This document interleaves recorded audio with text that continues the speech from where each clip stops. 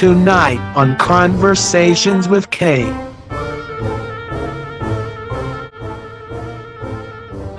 Conversations with Kay presents a Bravo special.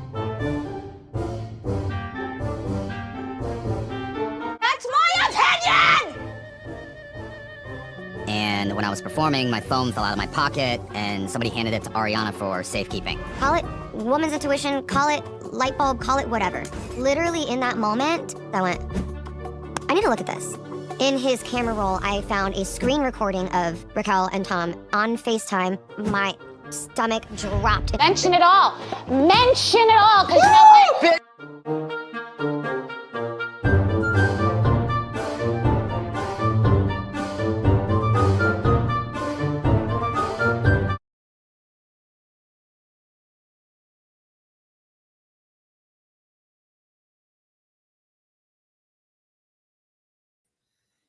Hello. Hi, everybody. We're going to mention it all. Everything. Mention it all. I know it. Which one are you talking about, Ronnie? That you were ready to bail after episode 3. There's so much going on in the Bravo world. We should all be going to BravoCon.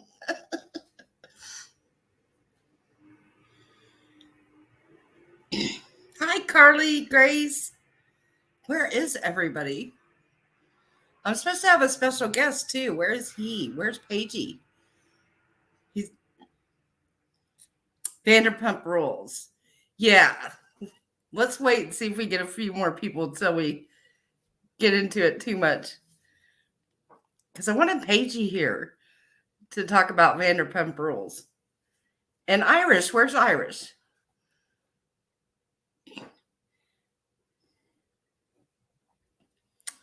There's Paigey.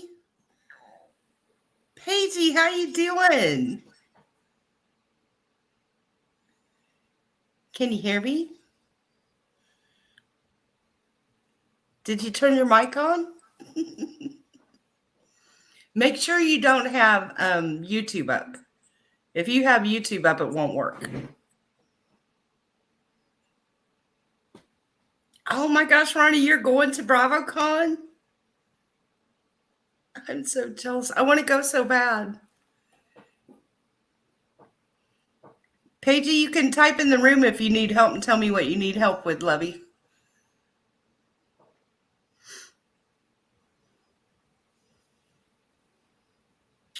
Let me get the link if anybody else wants to come and chat instead of type while we get Paigey figured out here.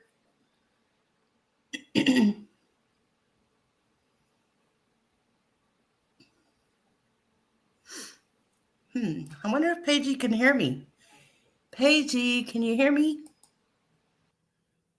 Oh, we lost him. He's new to all this. He's going to start his own YouTube channel, so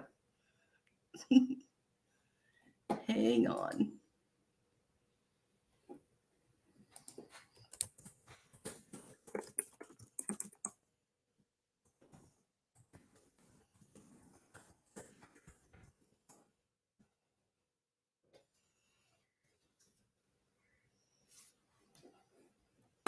Okay, let's try this again with. There we go. Are you here? Hey, I am. Yeah, can you hear me? Yay, I can hear you. Great. How are you? Good. How are you? Doing very well. Thanks for having me. I know this is so fun. I love this kind of stuff. I love a good Bravo chat. It's a nice night. I'm having some champagne, so all good, all good. I need champagne. See, I'm drinking iced tea. What's wrong with me? You got, it encourages conversation, I would say. That's so right. Yeah. Exactly. How's your Saturday? Do you pronounce it Paigey? Whatever you want. It's a made up pseudonym. You know what I mean? Paigey is what most people say, but whatever people want. Yeah. I wasn't sure which. Some of you might know him from Twitter, the Bravo Derb on Twitter. And him and I are always talking Bravo.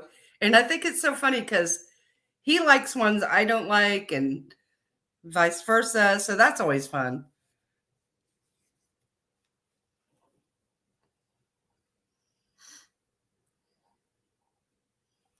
Iris, are you going to come up on the panel?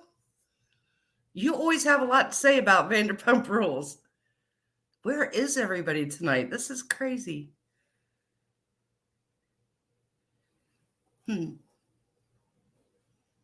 Now the chat's not moving for me. Iris, let me know if you can hear me. You can hear me, can't you, Paigey? I can hear you. Can you hear me? Yeah. Okay, just perfect. making sure. Good. What is this? What is the StreamYard What is it? It's like to make using YouTube easier. You can do a lot more. It's got free gadgets you can use. Cool. See, like it's supposed to have my logo on there. I don't know why it's got the StreamYard. It should have mine. I do the paid version, but you can do a free version. Okay. And I could put up a background to make it look like I'm in a real fancy house, or it's a lot easier than just trying to stream from YouTube. We like it. But it's easy to use, as you can see, and it's like if we were on YouTube, it's harder to add people to come on the panel with you.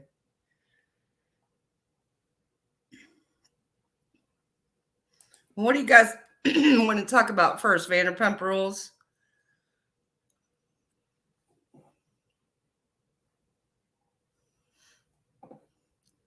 I feel like something's wrong.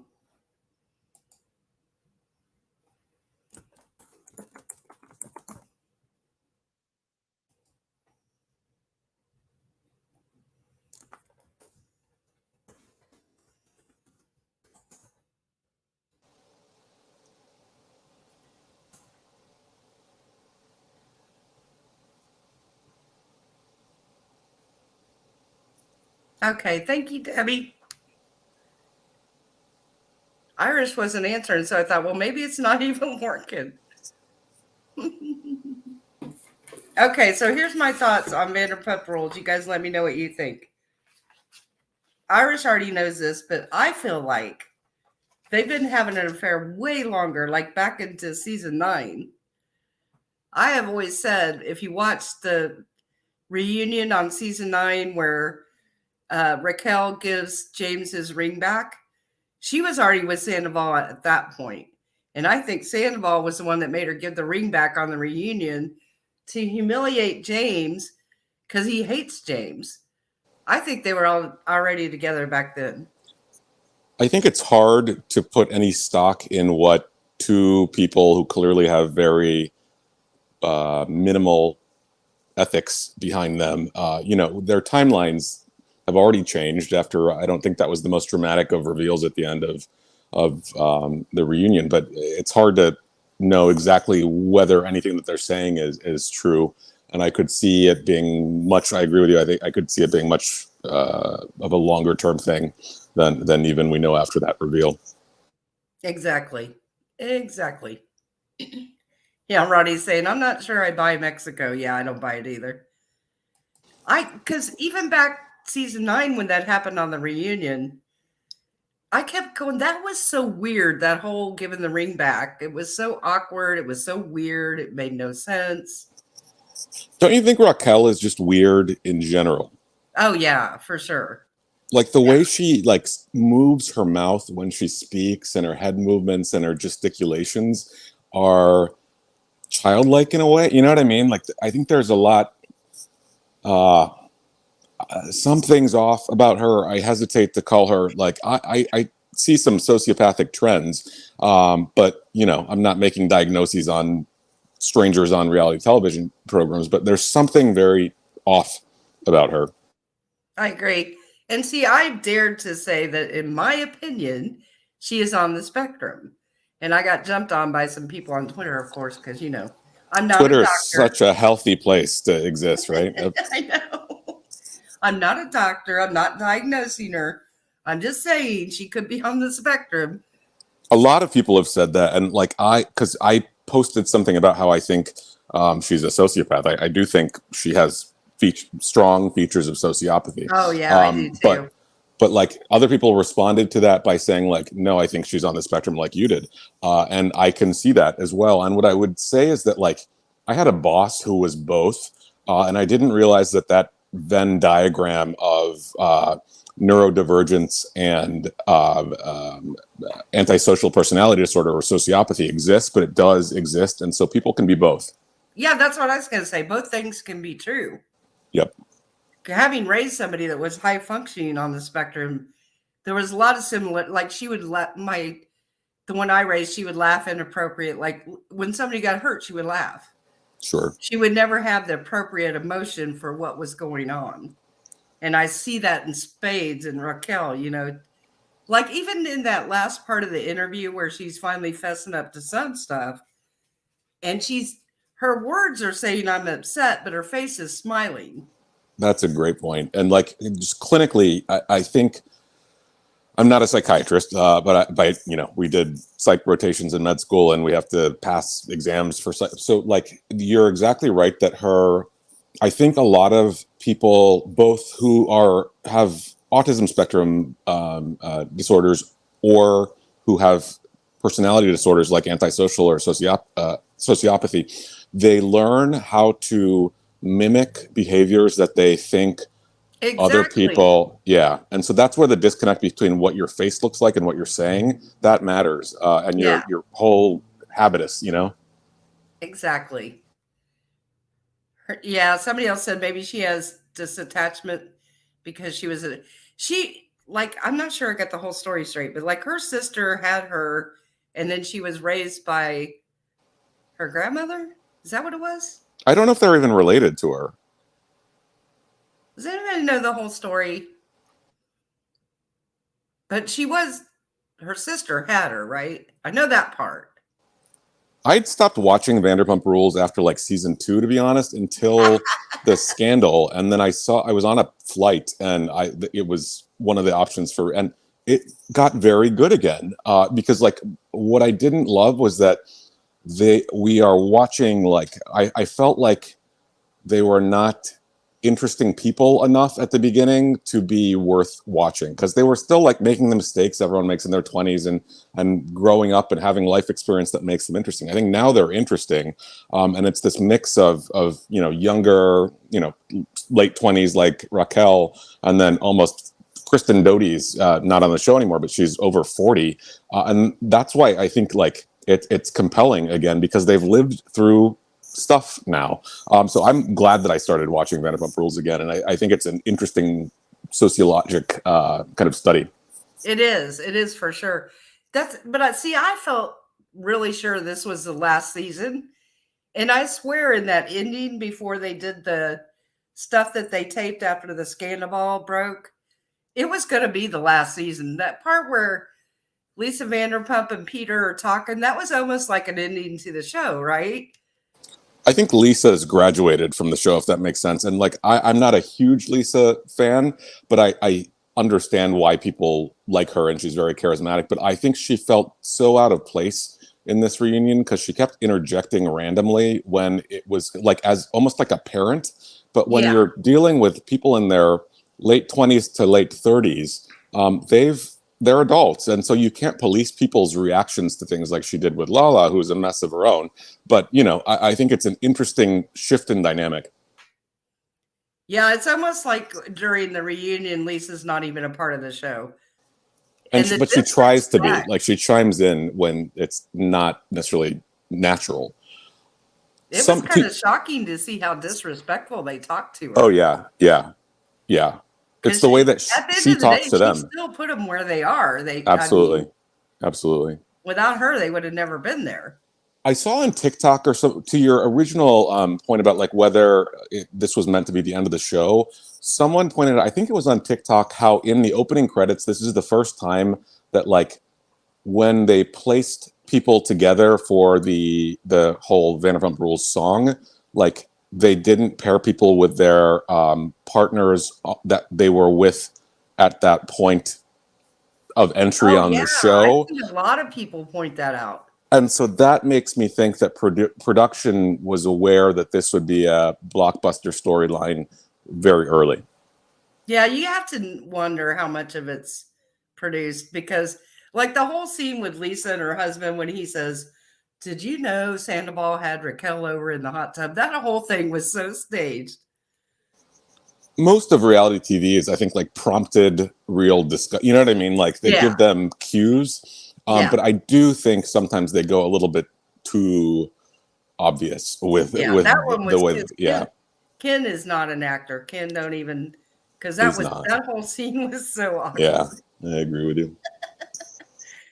Ken's hilarious. He is hilarious, but he's not an actor. And that scene was just, I think even Katie was like, "Oh God, this is so awkward." What I think is likable about, and again, I'm not like an LVP fan because I think she's a little bit reactive on like social media, and like if you even like tweet something vaguely non-positive about her, she's one of those that gets like really snippy and like will like respond, which is one like just block people if you don't like them, but like to respond with something snippy and then block, it shows that you care a lot about like the how you're perceived. And she's too successful of a person to care about what like internet strangers with anonymous accounts think of every last action in her life. Nobody's perfect. And so, but what I do think is like their most redeeming quality is that they very clearly have such a strong bond and are loyal to the end to each other. And that's what makes them, I think, like one of the more successful Bravo couples because they are truly each other's like life partners in an organic and authentic sense. Yes, for sure. Hey, Cassandra.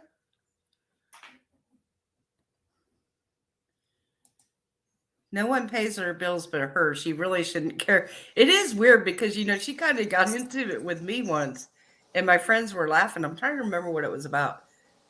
But I didn't say anything like really mean, but it wasn't positive either. And she came back at me and I was like, I'm surprised she got time to come back at me. A lot of housewives will stalk their hashtags. I don't think she does that. She's actually a busy, successful businesswoman, but she will, if she's like tagged in a post, which is fair, she will respond to things that I don't think rise to the level of requiring response by like a successful person. You know what I mean? Yeah, yeah. That's why I was surprised when she replied to me. I think it was during the Balenciaga stuff. Oh, interesting. She was one of my first blocks on Twitter. I said something to her like she wasn't taking a strong enough stand. She was, for a while, she was wanting to ride the fence, and I can't stand that. You know, you got to stand for something. Don't ride the dang fence. And to a similar point, like she is very, I think as a businesswoman, she feels like she can't take like strong sides on potentially controversial things. I don't think the Balenciaga thing was like, criticizing Balenciaga was not a controversial take. It's like that's a normal response. You know what I mean? Yeah. Whereas she's very careful not to go into politics, American politics on Twitter, unlike most housewives, which I actually understand that because as a business owner, you don't want to alienate half of your potential customers, even though I'm yeah. So I think there are different housewives that have their own lives and successful businesses and things beyond the show have different social media pressures than do people who really have nothing going on. Like who's an example? Teddy Mellencamp's cult doesn't really count as something going on. You know what I mean? But like like Brandy Glanville. Right. I like Brandy. I think Brandy's a hustler. I don't like her. Ooh. I think she's a hustler and good TV. I can totally understand why she's not everyone's taste. She goes too far, though, and in my opinion, she's an alcoholic and needs rehab. But, you know, I just always say it like it is, and that's the truth. Sure. I don't know. Did you see her OnlyFans ad? I did not. Oh, gosh. It's so gross. I'm sorry. She's got like 10 filters on and... Sorry, guys. Somebody just walked in the house, so the dogs are barking. Sorry, but yeah, she just, I don't know. I can't with her. She's so close to being like a solvent, successful person, and then she really does go too far sometimes, you know? She self-sabotages for sure. Right, right. She gets all these second chances, like when she was on with Dorinda in the Ultimate Girls Trip at. I thought she was great on that. I thought she was great on that. Did you really? See, I thought Yeah. she was too dark again. I think Dorinda has I think Dorinda is a sick woman. And I really like Dorinda in some ways. I think Dorinda is like a good person organically, but she has so many issues that she has not worked her way through regarding the death of her husband and the loss of the status that was associated with that, et cetera, et cetera. And I think she's shunted some of that into problematic drinking. And I don't know many people who drink that copiously for that, what looks like that copiously, I should say. I want to qualify that, for that long of a time and are still slurring. It takes an obscene amount of alcohol to, like, I drink regularly. Uh-oh. Did we lose Patsy? Oh, can you hear me? Now we can. We lost you for a second there. Oh, maybe my screen shut off. But with Dorinda, like, I think if you're drinking that much to the point of slurring regularly, that's not like a functional thing. And like, I love my champagne. I drink most evenings, and I can hold my alcohol quite well. And you will never, I finished half of a bottle of champagne already. You will never hear me slurring because, like, normally people build tolerance. Like, how much is she drinking to the point where, like, for how much she shows herself to be drinking on reality programs, she's slurring most evenings. That's a weird thing in my mind. Yeah, and most of her castmates have called her out on it and said she's an alcoholic. And she's a mean alcoholic, so... She's mean drunk, and that's the other problem with her. What she did to Tinsley, I think, was so odious. Oh, that was terrible, the way she treated Tinsley. I agree with you there. Dorinda lost me with the turkey baster comment, to be honest. Hey, Irish. Hello. Look who's here, Irish. You didn't notice my new avatar? I love it. Retired panel person. I'm a retired panel person. We brought you out of retirement for the Bravo chat. Well, it's a big one. Hello, new person. Hi, how are you? I'm groovy, sir. How are you? Oh, no, I'm not, sir. I'm not old. I'm still, I like to think I'm still a young boy. Well, that's fine looking, though. I'll tell you that. Well, I have young envy being a dinosaur and all. You don't sound like a dinosaur, so. Oh, darling, we need to drug test immediately. That's funny. As long as alcohol's not in that test, I'll be fine. No problem. Keg and a straw on the way. I like my bubbles, Nice, nice. So, all things Sandoval. Yes. I mean, do we honestly think that this whole thing wasn't like planned, like all three of them? I don't think it was planned at the beginning, but I think I agree that it happened. We don't know the full extent of it or when it truly began. I think the Raquel confession is still I guarantee. I shouldn't guarantee because I don't want to get sued.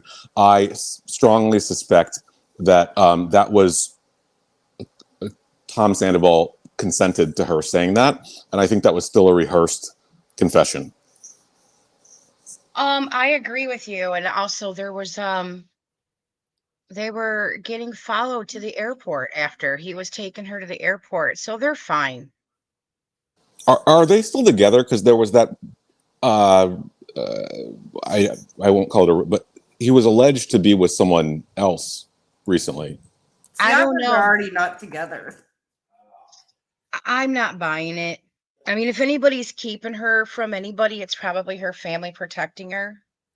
But I don't know. Have you noticed how there's been a shift to like pro Rachel? Pro Raquel. I'm sorry, I really don't mean to set, but like people have blurred the whole name thing, and I don't like to dead name people. You know what I mean? So to Raquel, over time on Twitter, because I think people are at the point of being exhausted by like Ariana being everywhere. She's on the Today Show or one of those morning shows. She's in commercials. She's like marketing the heck out of this, and I think that's fine, good. Use your moment to do this, but like I think people are reaching the point where they're like, there was a long-term affair with a friend, which is not as uncommon of an occurrence. It's deplorable, and I have zero patience for cheating or infidelity. But I think the idea that she's somehow like America's sweetheart from this, people are getting sick of, and now you're seeing people saying Raquel deserves some sympathy, or people are standing her now on social media. She does. She does deserve a little bit of sympathy because she's the only one so far that's telling half truths. Tom adamantly on stage said they only bone danced one time, and she's like, yeah, no, we did it again in Mexico. We did this. We did it at the house. We did it while she was at the funeral. So she does, in my opinion, deserve a little bit of credit for being honest, because if you don't allow her that grace, she's never going to be honest. Like, you're not giving anybody Sure. any encouragement to like, you have to Sure. allow yourself some openness to listen. And also, like, how old is Tom? Listen. 45, and she's 27. Yeah. And like, So, like, I felt bad for her until they showed her and Tom laughing. Then she didn't seem bothered at all. with her tags still on her dress. Yeah. Well, and Iris that shows. I think that speaks to people's character, to be honest. Because if you are wearing things and returning them, that says you believe that like the system doesn't apply to you. You know. Well, there was a picture going around of Tom first where he went He's to got the tag too. Put his hands through his hair and whoop-de-doop, there's a tag. What I think is interesting about these people is like they are still living in very modest homes, despite having been on television for a decade in some cases. I with roommates, you know what I mean? Like I would be fascinated to learn what kind of money they are being paid to be on this show, or through like, because it's less than I would expect if they still have to have roommates. Imagine having to live with that lemon-faced Katie Maloney. Like, ugh. Katie Maloney. Nobody likes her. Poor she's Katie. like a dementor. And by the way, I used that term weeks ago, and then Ariana said it on the last episode of the finale. Like, she's a dementor. She sucks the joy out of every conversation she's involved in. And why is her septuagenarian mom fighting with millennials? Yeah, it is kind of weird. And she reminds me a lot of her mom. Debbie Downer for sure. She is, and she like has just the mannerisms of her mother. Like, they look the same, they speak the same way, they complain. They're just so exhausting to listen to them bitching about every fucking thing. Listen, I can't imagine being married to her, but I do kind of like her. Part of me, like, she's very smart, so I think I like that. I think she's much smarter than her castmates. I think she's smart for the show. Yeah. I think she's the smartest of the current cast members, but like not necessarily for like general population. Well, there are a lot of not smart people in the general. She stood up to Sandoval where nobody else would. Like, so I kind of like her for that. When all the time she stood against Sandoval. I didn't watch it again until this season. I am just curious as like this season or in past seasons, because I just restarted watching it recently. I would say in every season there has been at least one or more times where she had stood against Sandoval's shooting off his mouth and I think she's the marriage. I think she's the most principled probably of the group, but like, you're in the wrong group then if you're a principled person and you still want to be outraged. You know what I mean? Mm-hmm. Like, she's one of the few that has not committed adultery, correct? Yeah. Yeah. So like, I think she's a prince. I think she's a good person. She doesn't suck in that sense. But like, I think she probably should find some new friends if she doesn't want to have this perpetual negative Nancy. Like that's the sound I think of with Katie Maloney's. It's just like a perpetual that sound of like constantly. There's nothing like she's always complaining. Always. Remember the whiner person on Saturday Night Live? That's what she. Debbie reminds me Downer, of. absolutely, 100%. Yeah. But you know, and then the boyfriend she brought on there after her divorce, I was like, really? Oh my God, Satchel? He was named after a little bag? Like, what was that about? That was not what I was expecting. I was like, oh well, okay. Remember when she went on the double date this season with like the 20-year-old something? I'm like, there's no universe. Yeah, there's no universe. Lala for sure, because Lala like looks younger than she is. But like Katie Maloney looks like a 54-year-old angry woman.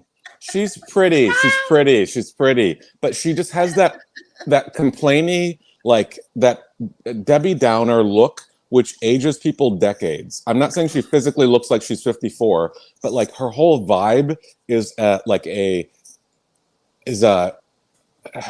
Miss Havisham vibe from Great Expectations, where she's just always vetching about something, and it ages people as far as their whole vibe. And I just think there's no way that like some cool 20-year-old guy who doesn't just want to be on a reality television program is going on a blind date with Katie Maloney. Tell us how you really feel. This is why I love him. I don't mince words.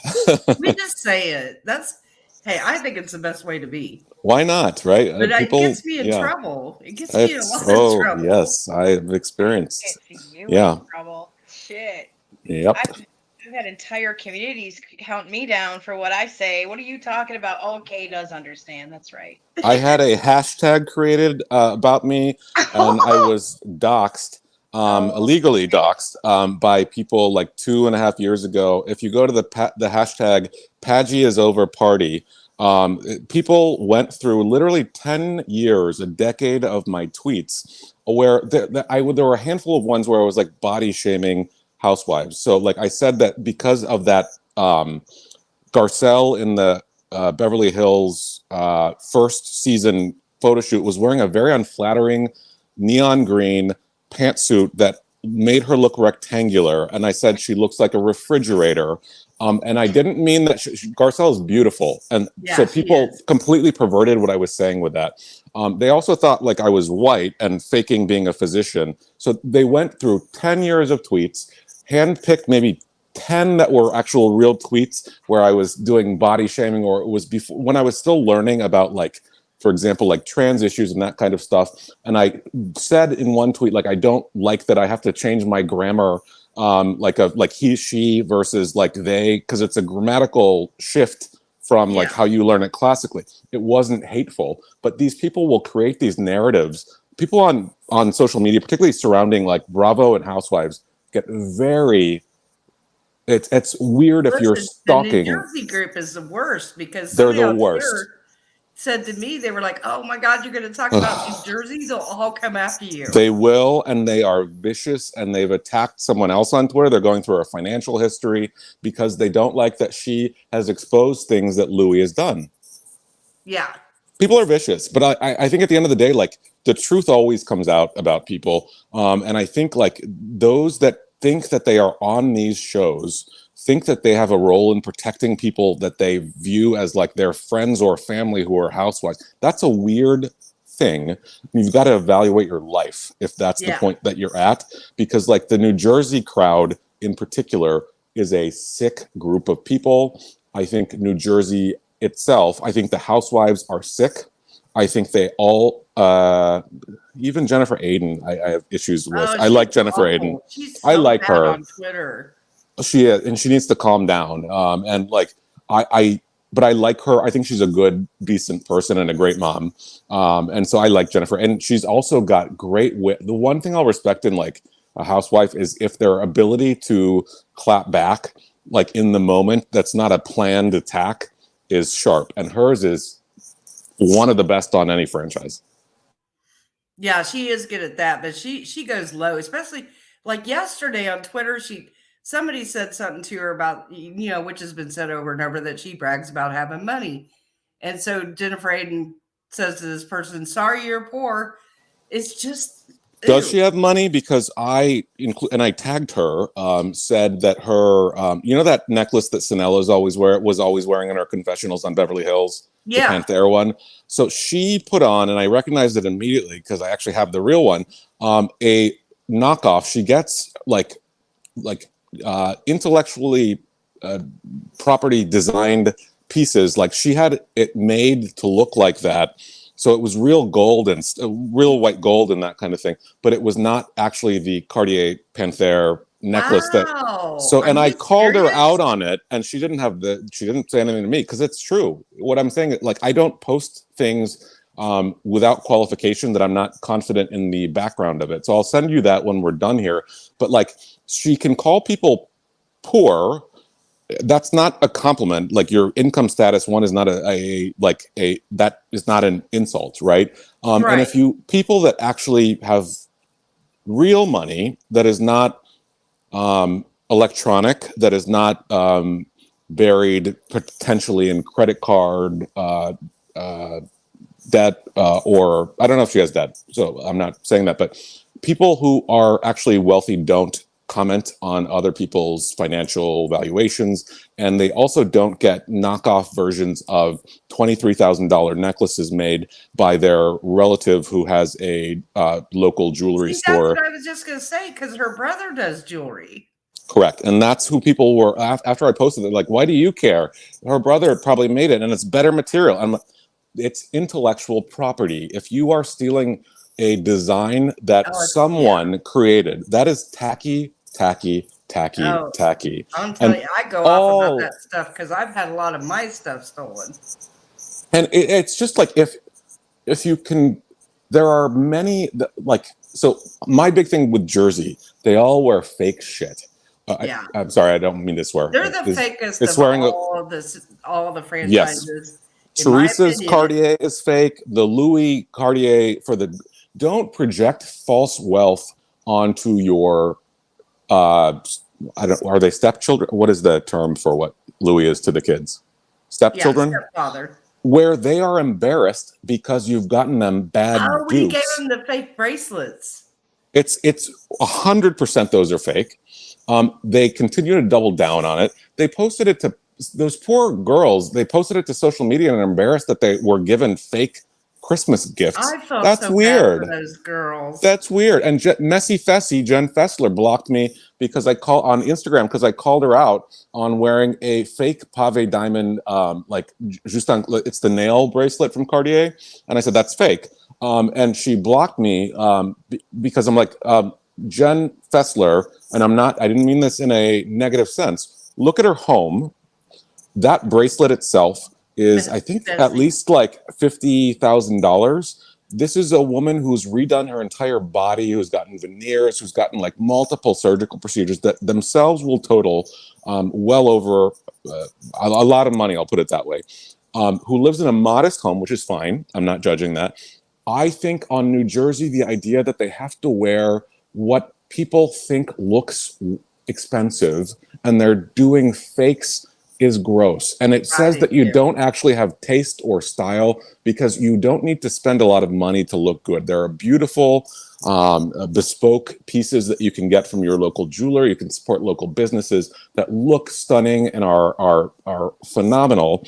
And you don't have to buy fake items, luxury items. Stuff harms a lot of people, and that's what some people don't understand. 100%. And that industry, fake luxury industry, is largely driven, and it supports organized crime. It supports human trafficking. It supports child labor.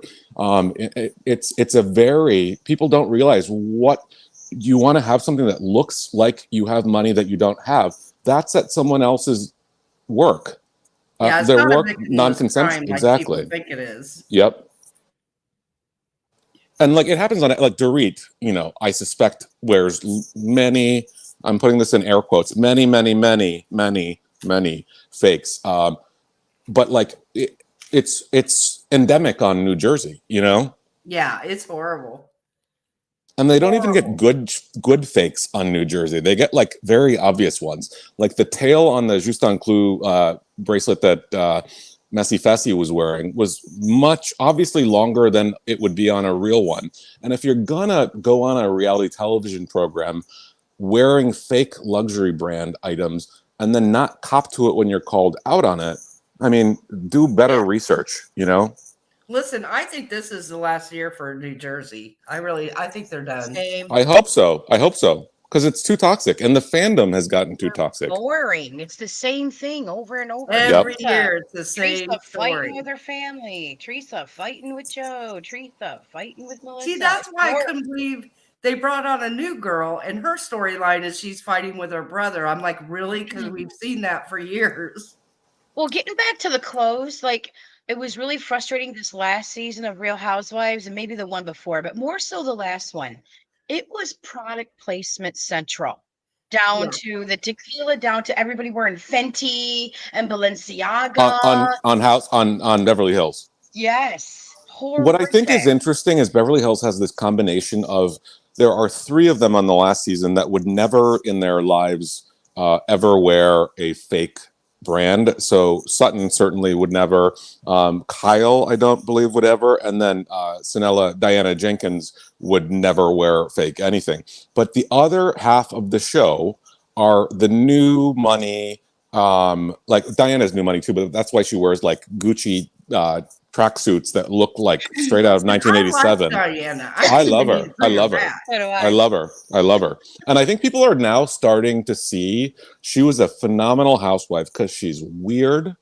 She and puts her money where her mouth is. I think it was disgraceful that Garcelle, after blaming Diana for the bot situation, when Diana spent tens of thousands of dollars on legal fees, was told by the courts that she didn't have the legal standing to sue those bots because it was the fans that labeled her as being responsible for that, and Garcelle perpetuated that belief. But then she offered to pay for Garcelle to be listed as a co-defendant so that the standing issue would be addressed, and Garcelle didn't even respond to the offer. She then reached out to Bravo. I was so disappointed because Garcelle's always been one of my favorites. That was strategy. That And was that strategy. whole thing has made me so disappointed in her. If she had joined the suit as a co-defendant alongside of her, then she wouldn't not be able to then in the future go after her. So there's no way she would have. And I'm sure she'll spin this as being like, I just wanted to be done with that chapter. It was so dark. But you can't insinuate that a cast member who's already had like the whole Room 23 background was so like, I myself disseminated some of those the reporting about that early on in the season. But the more I see, for example, on Instagram, if you watch this woman with her children and you see like the interaction and how well, like, I don't believe 95% of what was out there about this woman. And I regret having disseminated some of those rumors. And I think when someone like Garcelle, who Diana really did try to make an effort to be her friend, and it was laughed at, and you know, and she was hurt that Garcelle wasn't open to her, and beyond that, now Garcelle is perpetuating rumors that really don't have any basis. Like I truly don't think that Diana was behind the bots, and I think it's disgraceful when you put stuff out into the universe and then someone offers you to being like, I'm trying to defend my reputation. I can't do it through the legal system because I don't have standing. I will pay for all of the legal fees if you join me as a co-defendant, and you get stonewalled. I think it's disgraceful. I think it's disgusting. And I think I didn't love Garcelle her first season because I think she protected Denise Richards I agree with you too much. And then I've come around to like her when she warmed up to Sutton because I love Sutton. But this puts a bad taste in my mouth. I don't think she's as nice as everyone makes her out to be.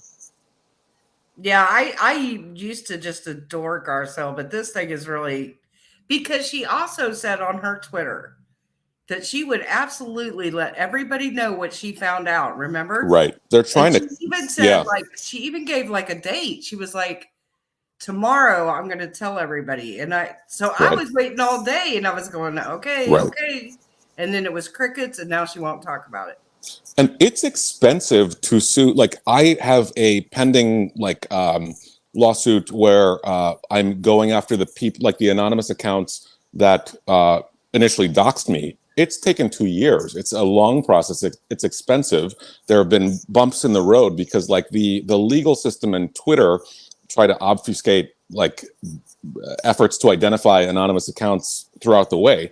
It is expensive. I've probably spent $60,000 on legal fees at this point. Oh, So that's awful. for Diana Jenkins to be offering, and I guarantee she's already spent well over $200,000 on that case because the initial complaint was she got the initial IP data, and then the judge who had the first case went back and was like, I don't think you have the standing. So even after the initial ruling said that she should have access to the data, which was given to her, she didn't have enough information to be able to identify those people from that initial data she got when the judge made a positive ruling in her favor. It is a very expensive suit, and there are many fewer accounts involved in this than have been involved in what happened to me on Twitter. And I've spent at least $60,000 going after 4 accounts, which I've had to narrow to 1 account, which was the one that initially made like a fake account in my actual name, pretending to be me. And it's a costly process. And for Garcelle to say, I did believe on the reunion that Diana was behind that, and then to be like, I will keep you posted, and I'm doing my own investigation of this. Put your money where your mouth is. And that's why I like Diana Jenkins. And I believe when she says these rumors that have been out there about me for years, she sued NT Lawyer, who was the one that disseminated all those rumors about Hayden Panettiere and Lindsay Lohan and the Amanda Bynes and Haiti and the Vatican and all of these crazy things that essentially were made to depict her as Ghislaine Maxwell 2.0. She put her money where her mouth is, and she filed suit, and now he's apparently settling with her. Wow. That's crazy. I don't know. I wonder how Beverly Hills will be this season without Rinna. And I don't even like Rinna, but she is good TV. And it worries me that they're bringing in all these other old housewives, because that's usually a sign the season's not going very well. Yes, it's the sign of a struggling franchise. I think it's fair to say that we can count on at least one robbery. That's the other thing that I would say is like with the Dorit situation, I have a lot of unanswered questions about that. I'm not going to go as far as to accuse her of. There are who leaves. What kind of thief would leave the cell phone of someone you've just robbed at the scene? That was so weird. So weird. She got robbed twice, though. Yeah. Yes, that's very true. Twice. Yeah. I don't. Yeah, and I hate to say it too. I hate to accuse anybody because I don't know, but that whole thing was bizarre. And I have always said this too. That's why Sutton was so mean initially, because she didn't believe it either. Remember when she was so cold about it? She didn't believe Dorit either. And here's the whole thing. They're not close friends. Dorit and Sutton, name the solo scenes those two have shot together. I can't think of them. I know, but I think she just thought Dorit made the whole thing up and she didn't want to come right. Remember when Kyle was like, you were so mean to her? I think Kyle is also a sick woman. Oh, all those girls got huge problems. I think if there's a reason why both of your sisters hate you, right? But I think there's a reason why both of Kyle's sisters have profoundly hated her. It's because she sucks. She used to be my fave. She used to be my fave.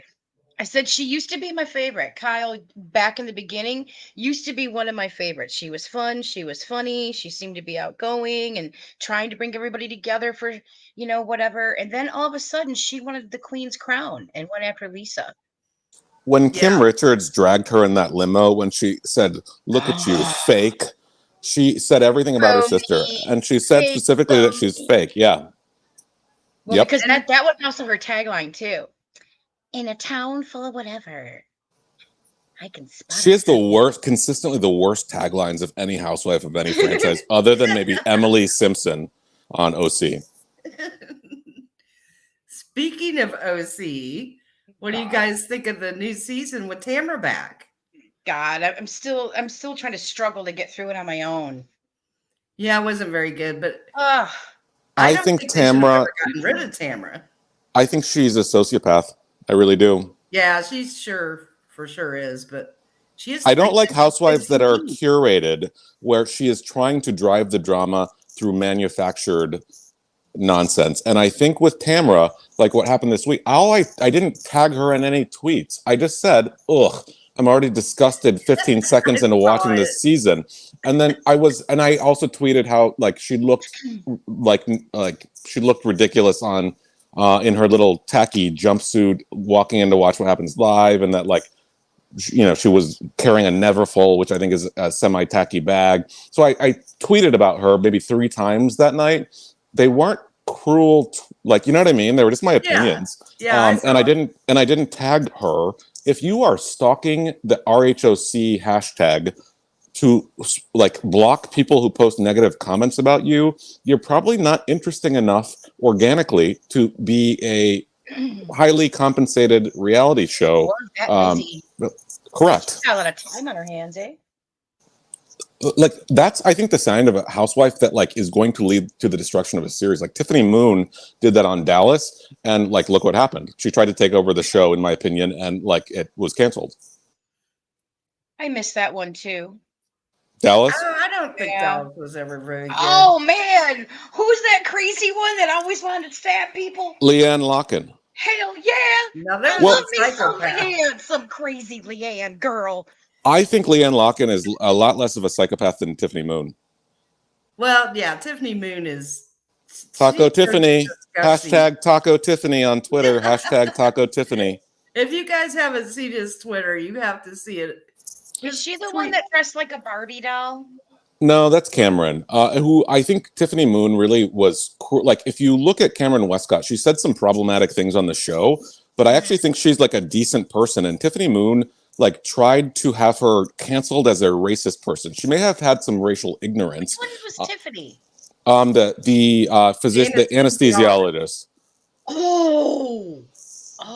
She's pure evil. She's an evil person, and she, I am convinced, was interacting behind the scenes. I cannot yet prove it, but as things come out in courts, I'm convinced was after she attacked me. It precipitated the harassment I was experiencing on Twitter.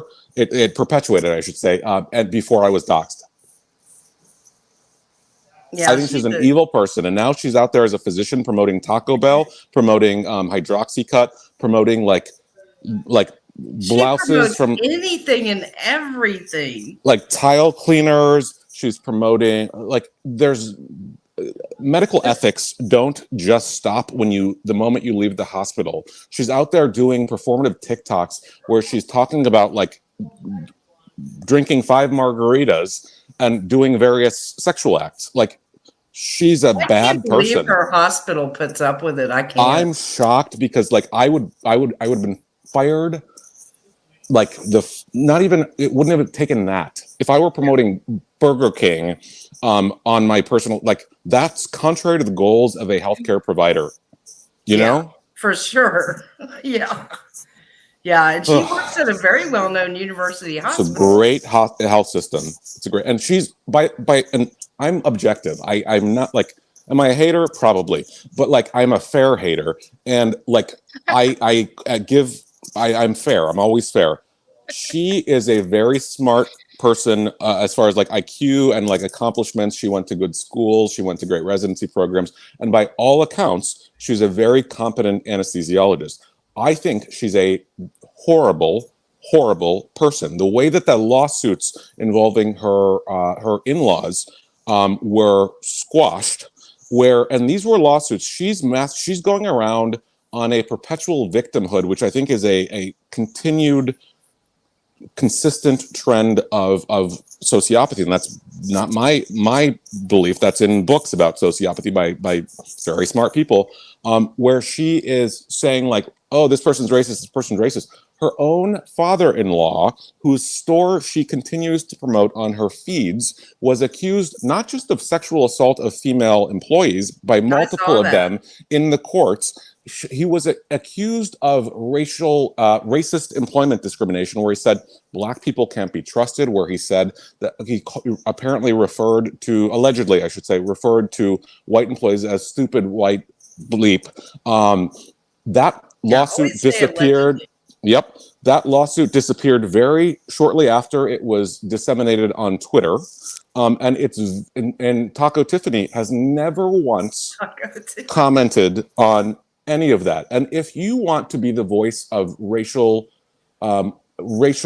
justice, which I believe in, and tolerance and that kind of things, you cannot be that hypocritical when it's such an important thing and such a thing that will destroy people's lives and reputations. Yeah. The hypocrisy of it all is gross to me. And the way she's always doing these head turns and speaking, like mimicking African-American vernacular English on her social media feed, it is hypocrisy. She does it all the time. All the time. And so that's the whole thing. You cannot, the reason that show, I believe, in my opinion, was canceled is because she refused to film with some of her previous cast members. That's fine. Then move on, right? She tried to have the show. She shot test film for with people that she had relationships with, and the network said, we're going to pass. So I think she tried to create this hostile takeover of Dallas. And, you can't do that on a reality television program. That's not reality. Yeah. And the new New York, had so much trouble with Dallas anyway. It was not that good ever, but there were good moments. Like I thought that like when the Copenhagen trip on Dallas was one of the best cast trips of all time. Copenhagen, I can't. It was like back when Carrie, I think the show started to go south when Carrie Duber left or was fired or whatever happened. Yeah. I liked Carrie Duber. I think she was bizarre. I agree. That's yeah. Yes. It was a little odd. There's something there. There's something there in the same way I think there was something there with Asher. Huh. Diana Jenkins' partner. He was interesting. Yes. Very. I wish we could see more of him. I think she deserved a second season. Absolutely, and I think it's possible that she and Rinna come back together at some point. Yeah, I do too. I do think Rinna is the reason she was so unpopular, because I think she was brought in to do Rinna's dirty work. And like, I think if you look at Diana Jenkins objectively, she's a weird person, admittedly. She's like talking about how she grew like 2 different sets of wisdom teeth, and she like just does weird stuff constantly. But she owns it. You know what I mean? It's fun to watch. I liked her. I mean, I'm doing I call this. They had her go because of the whole bot thing. And Garcelle, for sure, like I truly am actually really disgusted by what Garcelle did to her. Same. I like her product. I've been using Neuro Sleep for probably 6-7 years. And that's actually a fairly good product because it has an active ingredient that is studied. It contains melatonin. So good. So that's the whole thing. There are so many like products out there that like Taco Tiffany's of the world will be like promoting that have zero objective data behind them. But her Neuro Sleep product actually has melatonin. So it's like a studied thing. Good. All right. So I love her. So what do you guys think about Real Housewives of Atlanta? This is the worst season I've ever Cancel it. Yeah, it's bad. It's bad. I didn't even watch it. You didn't watch it? No. I feel like I've watched it for all these years. I gotta keep watching. Listen, not every city. Insomnia. Turn it on. Same with OC though, but not every city needs to exist in perpetuity, right? And I think shows should be able to go off for a while. Like I think New York should have had more of a pause and then like years later come back with a new cast where you're not forcing something to happen. And what I hope doesn't happen with Atlanta is that they do a New York type thing where they take 2 years off, bring in a whole new cast when like it doesn't need, there are enough interesting places in this country, around the world, where you can bring together an organically interesting group of women who are real women who have some interconnections that are organic and not forced. Like, I feel like where New York went south is when they started trying to check boxes. We need one of these, one of these, one of these. And exactly that cannot happen. And even on their promo for New York, I'm a little worried that they're like, we are the real New York. For the That's new one, troubling right? because I like in real, my idea. I like my idea. I think that we should make it happen. Who do we got to get a hold of? Real House, what would I say? The real average housewives of America, and they pick they do a series of each state of rich ass fucking housewives in each state. isn't that New Jersey? Oh, damn. Ouch. Roasted.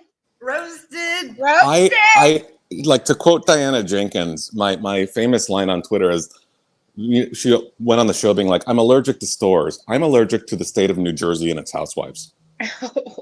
I think it's really hard to put a franchise together now because now they go on with an agenda. They're all wanting to promote a product and they all want to be Bethany. They know it. They have to be turned up. Yes. New So Jersey now went they're south on with the when agenda. they started casting fans of the show on New Jersey. Melissa Oh, Gordon that was was a fan of the bad. show.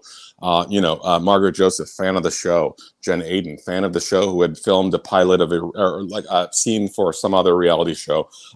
Messy Fessy, fan of the show. The other one, whatever her name is, 1234, fan of the show. So that's a recipe for disaster because. Oh, did we lose Paigey? Or is it Pagey? I'm probably there. You are. Here I am, Diana Jenkins' voice. You need a new villain? Here I am. But like when you start going on a reality show, knowing about your castmates who are strangers to you prior to filming, that's not reality anymore. And I think that's where New Jersey's gone so far left. Yeah, for sure. Yeah, we got to talk about Louis. Oh my God. How many red flags can one man have and Teresa would still marry him? His face is literally a red flag. Get out of my head, sir. I find it very intriguing that you're in my head, sir. It's something's there. I mean, he looks like a cartoon character. Wow. He really does. He really does. The scary thing about Louis, people have called him like Brooks from OC 2.0, but the scary thing is he's much more convincing of an orator than Brooks was. Like Brooks was gray. Brooks, I think, like you. Uh-oh.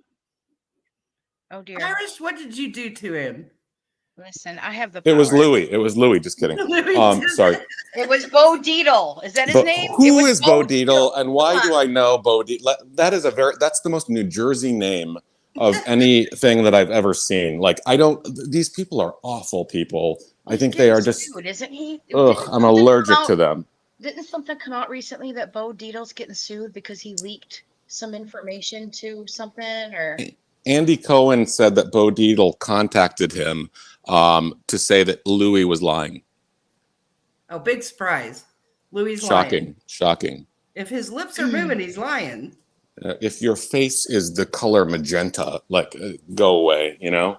See, everybody thinks he's just going to have a heart attack right on the show. I think he's great TV, I have to say. He's a slime bag. In my opinion, he's a slime bag. The comment about the grandfather's pajamas, I just can't get over that. And then the backtracking, he's like, I wasn't explaining myself well. I was saying that one time I put them up, like, F off, you know, like, go away. You know what worries me, though, is some of his exes have said that he is allegedly violent. So I believe that. If you get that, really yes. Worrisome. Why else would he have to go on some island with a bunch of dudes playing Lord of the Flies, crying, "I'm sorry, Creepy. I'm sorry." Creepy. Like, they looked like they were about to storm the Capitol.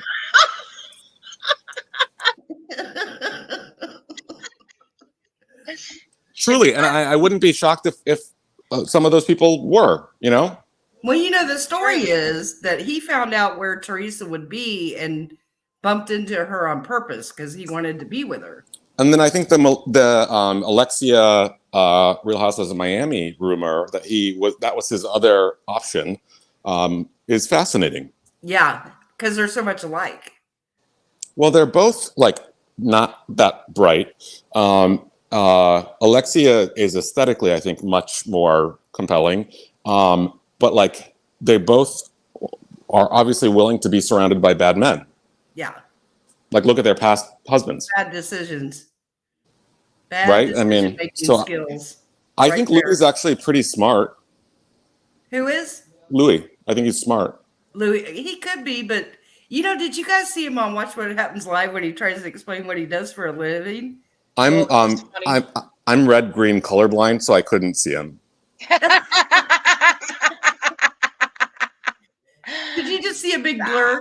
It was just Yeah, invisible. I fear he's going to end up like Spencer Jim Shaw Scott. because sounds like they're in the same business. And what do you think of Teresa's tax debts? I couldn't believe she had that many again. What But is she she had it spending all it on? paid Fake off. jewelry isn't that expensive. You Yeah. know? Her Like hair how- for her wedding.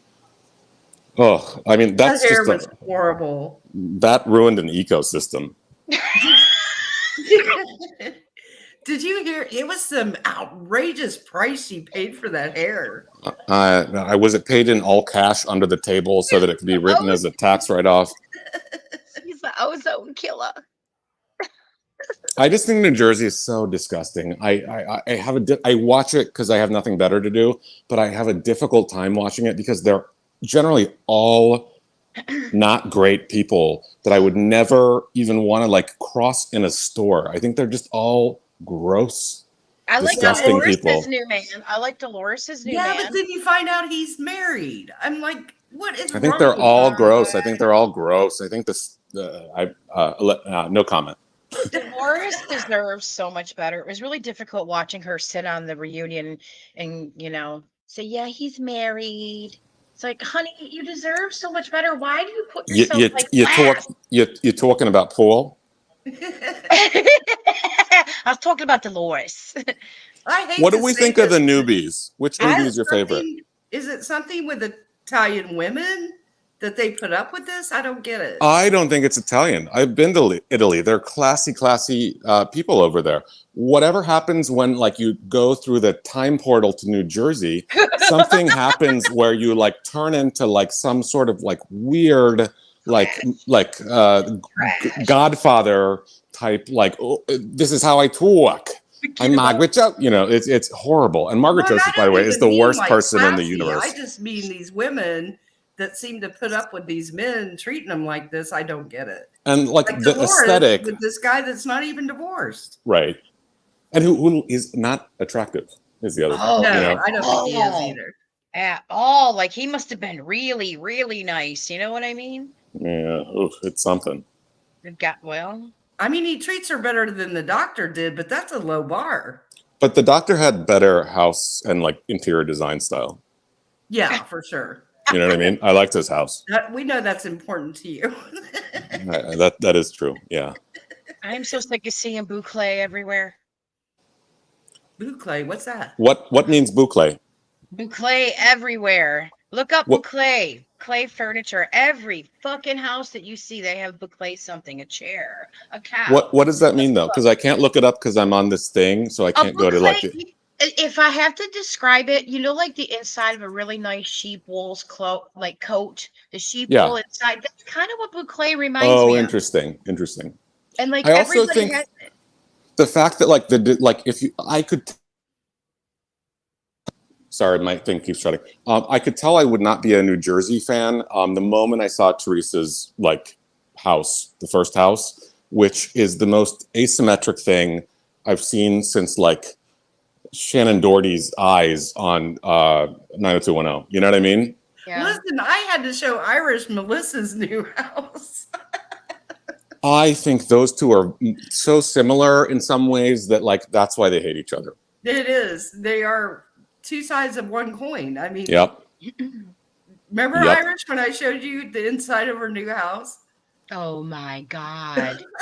Still my favorite scene of New Jersey that I think is the classic Jersey scene that explains who these people are is when someone was in someone else's bathroom and the faucet handle ripped off. Yeah, that was Melissa's. was in there. Wasn't that Melissa's house where her house was all fake? It looked Everything was falling apart. Everything on that show is fake. They it's the only wealthy one is Jackie Goldschneider, and Jackie is pathologically like cheap, which I don't love. Like her house is so like I feel like her redesign was from like what's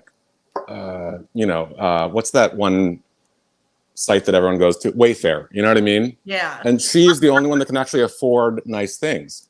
But she doesn't enjoy her money. She just She doesn't, because she's so constipated. And she doesn't give blowjobs, so make that. She just needs to. She needs to she needs to breathe in, breathe out. She did It's look so okay. much better on the She did. reunion, though. I agree.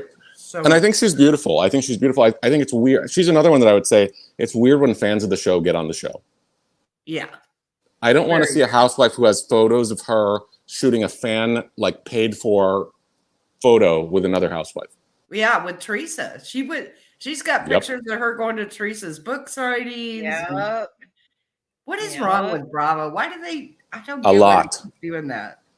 Where do you think would be a great new franchise? I think Hawaii would be a fascinating destination because it's a mix of. That would be so good. I miss the ones of Australia and the UK. Oh, they yes. were mean. They were mean. They were The real. problem with that is that those are outside of the purview of Bravo. Because like in Australia, it was Arena, which is like a Bravo loose affiliate in the same way that like airline partnerships happen where like they are loosely connected. So that's why they're able to call it an actual Housewives franchise, but they are completely separately run.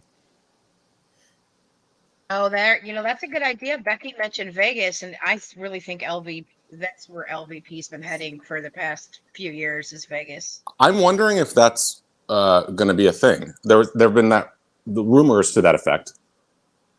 Well, now the LVP's got that show about her Paris house. Then there's another. Does she have a Paris house? Does she actually have a Paris house, or is it a rented house? Is my question. Well, they said it was hers, but I don't know. I don't trust anything until I see the receipts. Probably paid for by the casino.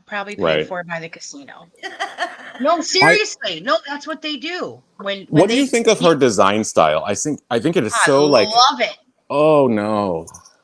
Oh, I think she's got excellent taste. It took me a while to get used to it because sometimes it looked like old stuff that she got out of the yard that birds shit on, and then she kind of scraped out. Yeah, I agree. I think it looks like rhinestone cowboy, like bedazzled, whatever. Bedazzled. Listen, those are fighting words, sir. And also, she has these like custom clothes designed for her that make her look older than she is.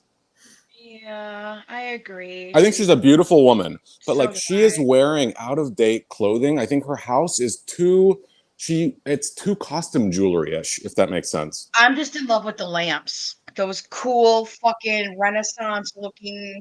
What are they made of? Oh, I don't know. I thought they were an enamel or resin or something. What are the shiny things in those? I don't know, but I don't think they're real jewels, you know? Oh, they're probably not. Well, they might be, Swarovski. I mean, they can afford that shit. Those lamps are fucking expensive. Let me look it up. I even think that the like look of her Vanderpump Rosé bottle is tacky. Yeah, it's kind of cheap. Because I think she likes the ornate. She didn't have a nicer bottle.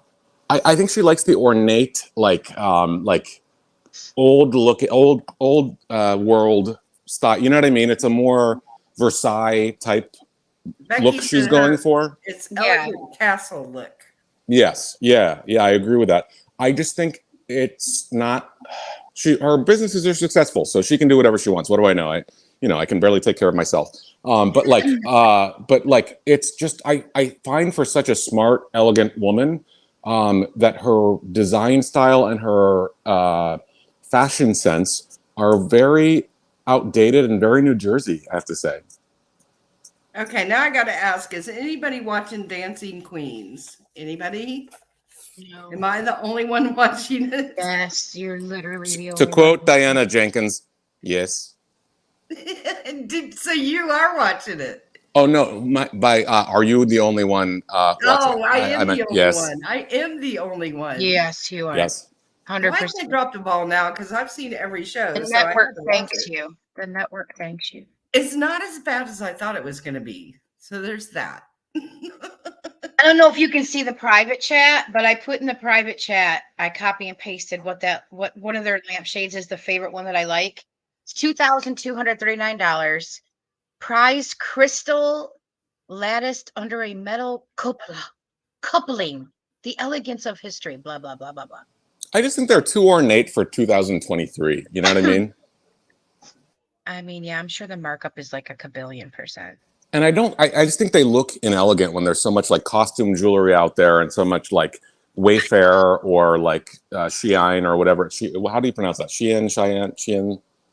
To me, they look like they took a chandelier and then took a lampshade over it. And then they go, oh, Yeah. this is cool. Yeah. Like, that's kind of what it looks like to me. Look, y'all. Grace is watching. I'm not the only one now. Okay, there's 2 of you. The network thanks you. Which, if you both had to choose a housewife from any show of any franchise who has the best both personal style or independently personal style and interior design style, whom would you say is your choice for both of those? Both? Oh, That's hard. I mean, yeah, because I don't like any of those bitches' houses. I don't really either. I like a couple of them on a few shows. I think Beverly Hills generally has the best. I actually think Kyle has phenomenal interior design style. A lot of it was done by the morally corrupt Faye Resnick. But her fashion sense is the absolute worst thing I've ever seen, Her fashion period. is bad. But I think her house has Listen, always it's hard looked to have beautiful. good fashion when you're 5 foot, you know? Well, now that I think she thinks that the Ozempic is going to lengthen, alleged Ozempic is going to lengthen her. You know, They're all on Ozempic, every single one of them. Who's the one that owns a casino? Adrienne Maloof. I think Adrienne. I think her old house that she had when she was married on the show and her personal style, how she would dress. Because I always love her Maloof shoe style. I thought she had okay I think she had okay interior design style, but I think she kind of dressed too flashily and like she had like tinsel in her hair, you know? You know, I love me that tinsel. But I do think Vanderpump gave her a phenomenal business idea of the Maloof hoop. That would have sold like hotcakes. Right? Oh my God, remember what a big thing that was? Branding is half of the battle. Branding is half of the battle. Well, look at She by Sheree. Oh And my it's so sad that like the stuff she released was actually like reasonable, but then it was all just like what Cherie Zampino, maybe it's a Cherie thing. Cherie Zampino did the same thing where she just took available products on like either AliExpress or one of those like sites where you can like remarket it through your own label, but it's mass marketed stuff. I think it's so disgraceful. And I think she assumed that people are not smart enough to be able to Google things. And like fans will find every detail about every aspect of life in these people. They were on it. I don't understand why people go on reality television programs at this point in life in 2023, not thinking that every single thing that they've ever done in their life will be discovered and audited. And I think it's a fascinating thing about people that are willing to go on reality television programs, because that's the problem with a lot of cities that would be potentially good fits for a reality franchise because they have a lot of old money. Old money doesn't go on these shows generally. People go on these shows when they have something that they want to market, something that they want to, when they have some either internal desire for attention or need for financial gain. See, I think Lisa Vanderpump only did it to promote her restaurants. And that was a brilliant business decision. And then I think what happened with Lisa Vanderpump is that she is just like a magnet for, she's phenomenally funny. She's beautiful. She is smart, unlike most of the women that were originally cast with her. And she's not personally my taste, because I think she is unable to accept any criticism. And I think like we're all imperfect people, and the ability to take a little bit of feedback from people that you're working with intimately is an important part of being a human being, you know? And I think she lacks that ability. And that's my big gripe with Lisa Vanderpump. I think she's a phenomenal housewife. I hope she goes back to Beverly Hills at some point. And I think that's what they're building the Garcelle relationship up with. I think she will. She'll ever go back. I think after this Pump Rules reunion, she realized that like it's like when the Lala her face when Lala was like rejected her input was of a defeated woman, you know? Yeah, it really was. It was sad to see.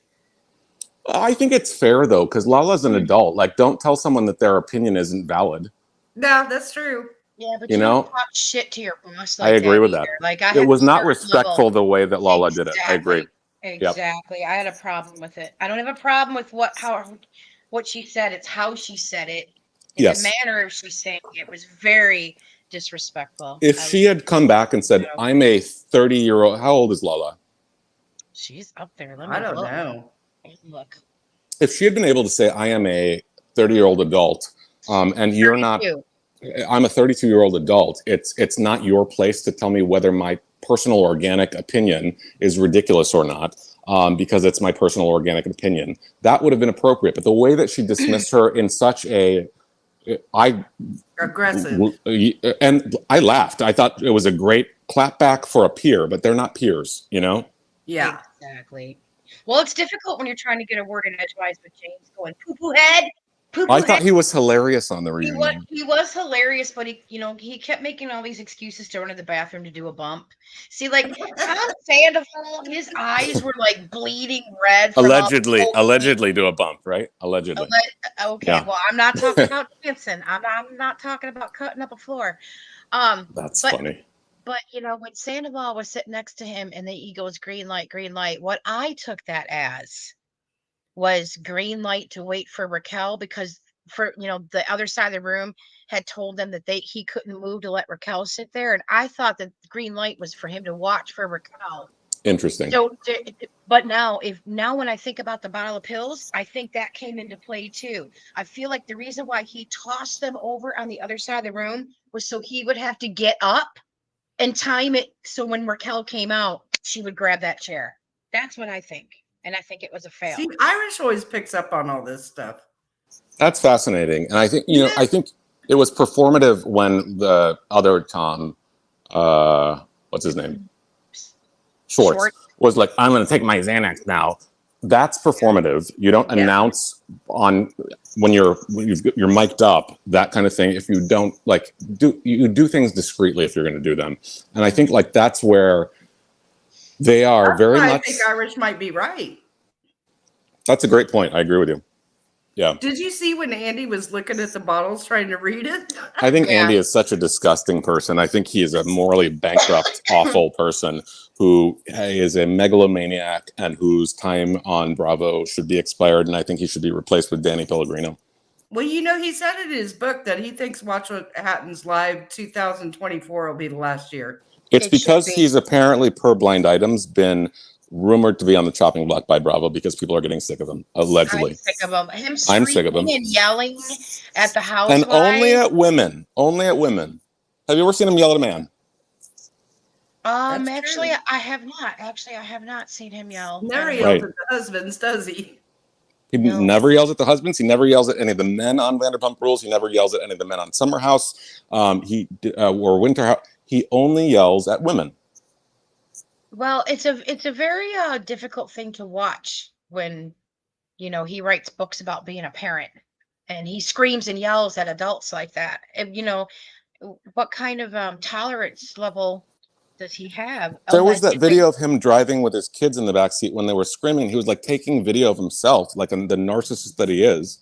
And I think the thing with Andy Cohen is I liked Andy I liked his first book, for example. I think he views himself. Why was he in the New York promo, the new New York promo? I was wondering that too, unless he's just Mr. New York. And anyone that's friends with Kelly Ripa, I think, is a really sick person. Oh my God. Is he going to make himself a housewife? I don't think so, but the first male housewife, because oh God, are you kidding me? Listen, we're overdue for house husbands. Okay. We're overdue for a franchise, a real house husbands of whatever. Did you read his new book? No. I don't support Andy Cohen in any sense. My dog, when he was still alive, that sweet sissy puppy, brutally chewed up the second book. And that's when I realized Andy Cohen is a bad seed, because that dog had exquisite taste in people. Well, I read it because, I did. And it was odd to me throughout the whole book. Remember, when he writes the book, his daughter had just been born, right? Okay. You with me? Did he write the book? Look, he never talks about his daughter. I was like, what happened to your daughter? Why are you only talking about your son? It was so weird. Maybe the ghostwriter wasn't there during her upbringing. It is bizarre that finally, at the very end of the book, he kind of talks about her a little bit, but I feel like from the book, and I could be wrong, but in my opinion, from the book, she was left with nannies while he went out with Ben all the time. I just think he's a pervert. I think he's a pervert. Why is it called the Daddy Diaries? It's creepy because like that's how he kind of like markets himself apparently to younger men.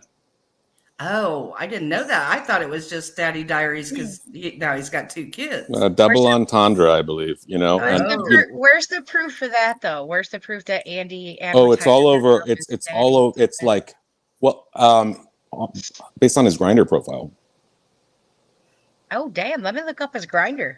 I don't know if you can, but like, he is very much into apparently, allegedly, younger men, which is fine. He's always said he likes them younger. Right. So right. And then like if you look at the people he brings on post Olympics on to watch what happens live as young male guests, you know, it's there's something I find very uncomfortable about Andy Cohen. I'm shocked that he hasn't had his Me Too moment.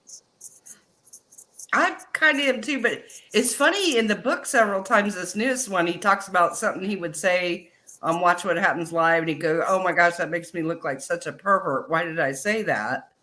Because he's a pervert, in my opinion. No, Bossy, he had a daughter. He had Ben first, and what's the daughter's name? Whatever. I can't remember her name because he never talks about her. What is it? Rosalita? Rosalita? Is it? I can't remember now. I'm getting old. And then how he still has that Waka Cohen that he rehomed, that he abandoned that sweet rescue dog and still has the audacity to put that puppet of the dog in his studio. Yeah, he put in the book, he still goes and sees that dog. I don't know if I hope the dog knows what he is. Iris, I knew that dog was going to try to bite one of the kids. Everybody saw that coming. It was actually, that was the original Lucy Apple Juicy. Yeah, for sure. Oh, no, not Juicy Lucy. I hope that dog knows what he is. That's the tagline. Yeah, he rehomed the dog with that trainer that was trying to help him with him. That's what he said. Was the trainer a man or a woman? I think it's a man. Mm-hmm. All right. That was good. You're so funny. Oh, we got to talk about this before we go. Kim Zolciak's going to do a appearance on Real Housewives of Atlanta because we know she needs some money. She got to get to the casino for that Ozempic. I'm just shocked Kim Zolciak was in her 20s when the show began. No way. No, she wasn't. She lies about her age all the time. I think she was 28 or something when it started. Yeah, she looked fucking good. She just had bad wigs.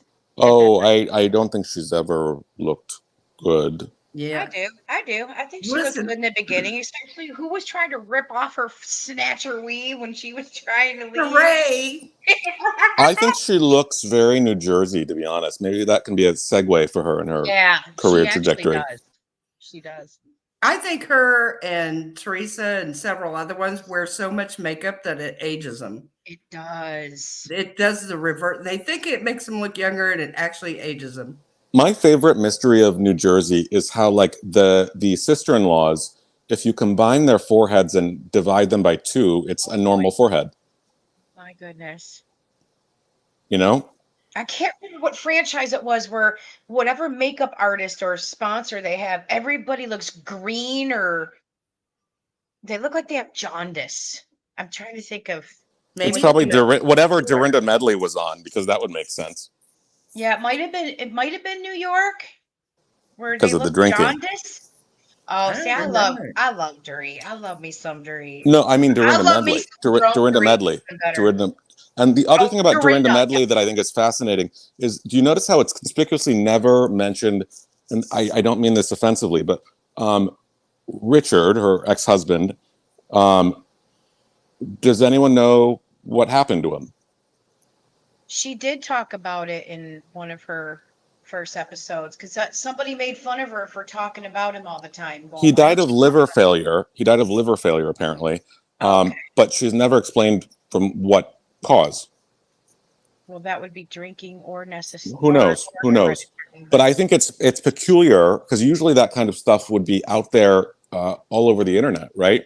I think it's conspicuous that we know the organ that failed. We don't know the cause of the organ failure.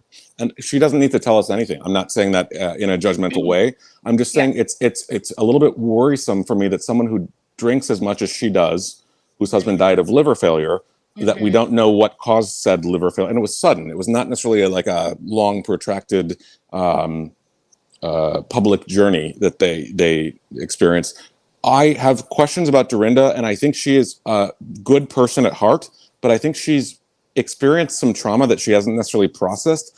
And I think she's, rather than turning to therapy or these kinds of things, she is like, you see the rage in her just come. Oh, she is an angry drunk. And that is because angry people are angry people, and they can try to mask it as much as they want. But like the same way that, like, how do I put, I think the same way someone said when what's her name? Raquel on Vanderpump Rules said to Lala when she was hammered, well, you're lucky you don't have a boyfriend then. That's the truth. That's what she actually thought. Yep. And it's because when people drink, they don't have the same inhibition that they would have. And that is when their filter's gone. It's a truth serum. And that's why my sister, whom I loathe, the only good piece of advice she's ever given me in life is never trust anyone who is not willing to have even a single drink, who doesn't have either a family history of alcoholism or a religious reason for not doing so, because it means that they are afraid to let their guard down. And I think people that, like, when they say stuff, oh, I was drunk, that's what you actually think and are afraid to let out when you're not drunk. Listen, I've always said that after being a bartender for 6 years.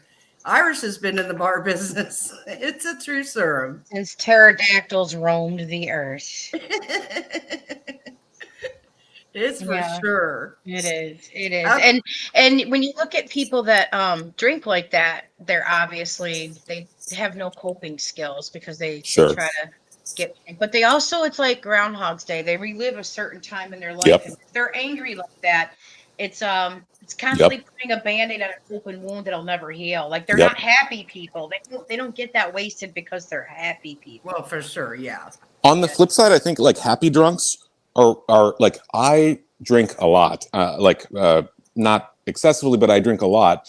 And like, it's because I think when we think of in terms of creativity, I get my best thinking done and my best ideas come to me when I've had like a couple glasses of champagne with, at night. Oh, we lost him. Here I am. But I think but I'm also a very I'm also a very happy drinker. And it's because I externalize everything that I think throughout the day. I'm not someone who hides my actual feelings, and for better or for worse. And I think that's the key to a great housewife, is one of the two extremes. People that are honest and transparent all the time, or people like Dorinda Medley, who I think was a great housewife, who I found to be distasteful after the Tinsley turkey baster comment, because she is trying to be this, I'm a good person. I'm a good person. You can't be anti-vax. You can't be and I'm a big Democrat, by the way, so I'm not defending, but she's like, you can't vote for Trump. You can't be you can do whatever you want, Dorinda, but don't try to be this moralistic person. And then in the same breath to adults, when you get so drunk that you are arguing with people that are doing relief work in Caribbean countries. So embarrassing. Oh my God, that was the worst scene ever. So awful. It was phenomenal reality television, but she's not a happy person. But what'd you think about the fight between Carol and Bethany? I'm Team Bethany on that. Same. Oh, not me. Same. I'm Team Carol. I feel like the politics thing, it controls Carol a lot, and I think that really determines who she likes. I think Carol's a miserable Miss Havisham from Great Expectations kind of woman who feels a way, and that's why she and Dorinda had some connection, because they both feel a way that their status changed after their husbands sadly passed, and they will never get over that. And so you can try to fill your void in a multitude of different ways. And Carol dating a 20, whatever his name is, I think she has some issues that are unprocessed, and she's still referencing him in paid promotion of like cooking things. I posted it on Twitter the other day.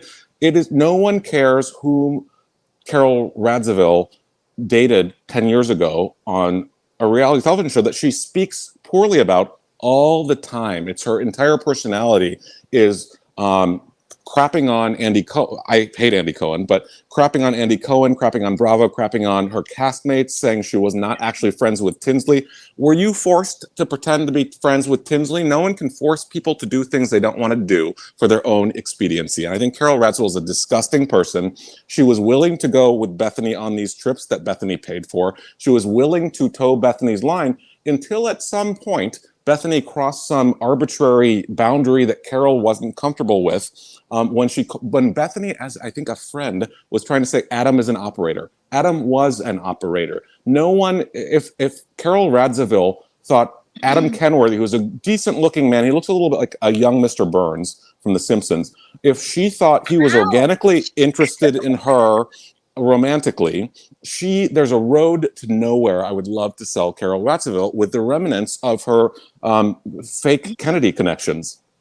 Oh, whoa! Damn. He went there. No, you didn't, sir. No, you didn't. To quote my beloved Miriam Cosby, I said it.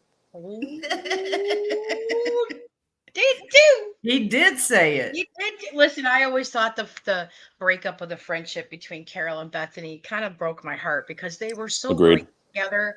They were such good TV and entertainment together. Agreed. And That See, was I the don't last good understand season of why- the show. it Why really don't was. these women understand that when they have a friend and they get in a fake, whether it's a fake fight or a real fight, it ruins their show? Because look at Jill and Bethany, that was a mess. Then nobody liked Jill anymore. I think they're both operators, Jill and Bethany. And I think the reason why they eventually clashed is because they're both operators. And like, you can't have two like pipe slinging contests with people that are both similarly like Walmart, if that makes sense. Well, Jill admits that she was terribly jealous when Bethany hit and got famous. She was jealous. Jill's But at still least she jealous admits because it. she's shot herself in the foot with the whole reboot, the Legacy Housewives, by demanding the same paycheck as people who are objectively bigger stars than she. I know. I thought that was such BS. I'm like, why should you make the same as them when you haven't been on the show in how many years? When Bobby died, I cried my fucking eyes out when Bobby Oh, died. that was sad. The fact that Bethany went to that funeral and then didn't speak to Jill again until it was a public issue, that tells me who Bethany is. Bethany is another Taco Tiffany. If you haven't seen my Twitter account and you're not, if you're on Twitter, go to the hashtag Taco Tiffany or hashtag anything for a buck to learn about what grift, in my opinion, looks like. Bethany Frankel does the same thing, and there's an account on TikTok that goes to the extent that Bethany apparently tries to hide her paid endorsements of brands, and how every single thing that comes out of this woman's mouth for promotion is done in a curated way, allegedly, and she is allegedly directly or indirectly compensated. And I have zero respect for people that aren't transparent. Be a true person. And I think she and Jill fell out because they are both anything for a buck kind of people. Yeah. Bethany's losing her shit on TikTok. Somebody needs to get her off there, man. Something's up with her. Something's up with Something's her, going with her on, 'cause health, with her mental health. There's like Her something's mental health, going in on. my opinion, is not good. I love Bethany. I think she is the if I had to choose one housewife that made the whole Housewives Bravo-verse, whatever, it's Bethany Frankel, because she is fast on her feet. She's brilliant. She is weird. She has like that clippy kind of like, she's funny. She can process information really quickly and knows how to respond to the moment. And she can curate real moments in artificial situations, right? When they're given a prompt, she knows how to master that prompt. So she's a phenomenal housewife. She's a horrible person. Yeah, for sure. She's I used to love her, but then the longer she went, the more I was like, ew, she's just a nasty person. I have questions about her charities. I really do. Oh, yeah. You know that woman on TikTok did a deep dive into that, and that was real interesting. Which woman? And that's the one that Bethany sent a cease and desist to, trying to scare her. Oh, That's let me when she know. was- DM me on Twitter and let me know which woman. That's the yeah, I accent. will, because I think I did a whole video on it, because Bethany was sending all these TikTokers cease and desist. She's such a piece of shit, in my opinion. I've sent some cease and desists, and one thing I'll say, like, to Twitter people, because like one thing I'll say is like you, and I think Diana Jenkins, again, not to go back to her, but I am, is like there is the value of having discretionary income is that you can do things that aren't. Like, for example, if someone doxes you on Twitter, you can sue them. You can find out who did it using an anonymous account. And Bethany has way more money than she'll ever need to use. And so she uses that as a flex to accomplish weird bullying goals and not necessarily to, in my opinion, and not necessarily to do justice. Does it make sense? Like, I feel like she uses it to silence people. Exactly.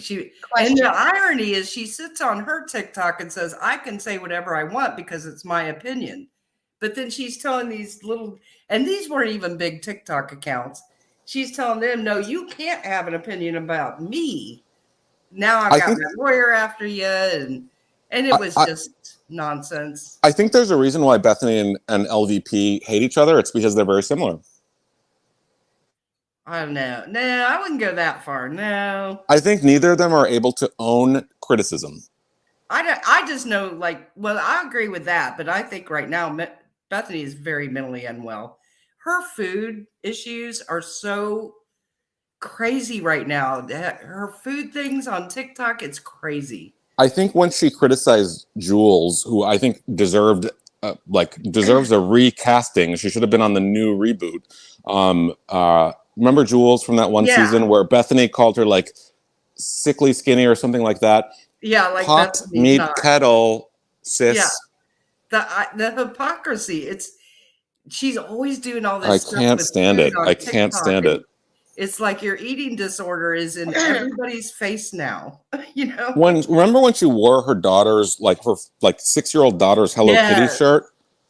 Yes. And Come she on. got in trouble with the judge, and he told her not to ever do that again.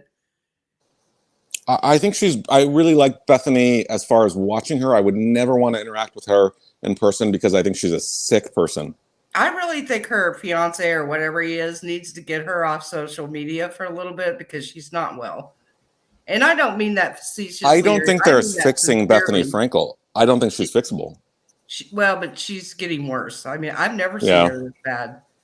I think some people are not programmed to be happy people. I don't think she's programmed to ever be happy. And the weird thing is, go ahead, Irish. Remember when it was her birthday when she was dating her now ex-husband and he threw her a surprise birthday party and she ran in the bathroom crying and like was hysterical, going, I don't like people celebrate my birthday. I just don't like it. Make them all leave. Like she was like freaking out. I just think that she has no social skills. I think that her being a chef and everything was a real personal kind of thing where she cooked for specific people, not necessarily like in a restaurant kind of a fucking setting. Like just like her people skills, like I think she's great. I would hire her as a bartender because I think that she's got that kind of like a, personality. But I wanted to ask your guys' opinion when you go way back to like maybe like a decade when Sonia went to Bethany talking about her wine that she was going to call Tipsy Girl. Oh gosh. Like what'd y'all think about that? Like, I think I agree with Bethany on that one.